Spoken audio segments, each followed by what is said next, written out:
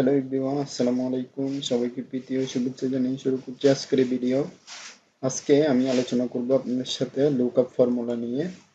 Lookup formula মূলত হচ্ছে আপনার কোনো একটা শিটকে এক্সাক্ট কোনো একটা মানে কোনো ফরম্যাট দিয়ে যদি ট্র্যাক করতে চান, তাহলে সে ফরম্যাটে কি ধরনের ফরম্যাট ওয়ে ব্যবহার করবেন, তা কিভাবে আপনি ট্র্যাকিং করবেন, সেই জিনিসটা একদম ইজিলি করতে পারবেন একটি মাত্র ফাংশন দিয়ে, সেটা হচ্ছে লুকআপ ফাংশন।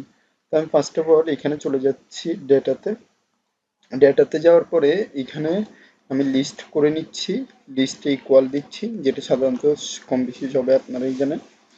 তারপরে এখান থেকে ধরুন আমি এমপ্লয়ি আইডির ফুল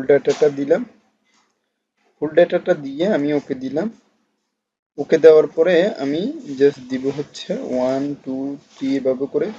তো এইবার যাচ্ছি হচ্ছে এমপ্লয়ি নেমের মধ্যে আমি এবার লুকআপ ফাংশনটা দিব।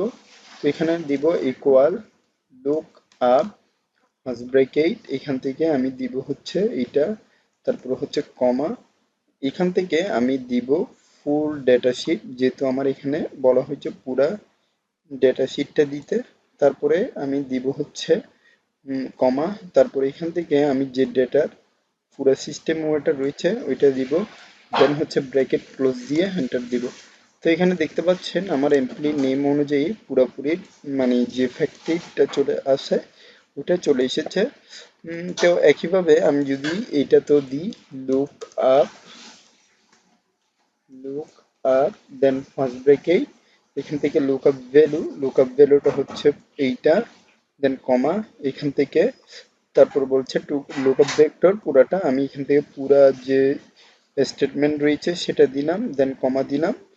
এখান থেকে আমি যেটা চাচ্ছি সেটা হচ্ছে আমার স্যালারি স্যালারি দিয়ে ব্র্যাকেট ক্লোজ দিয়ে এন্টার দিব।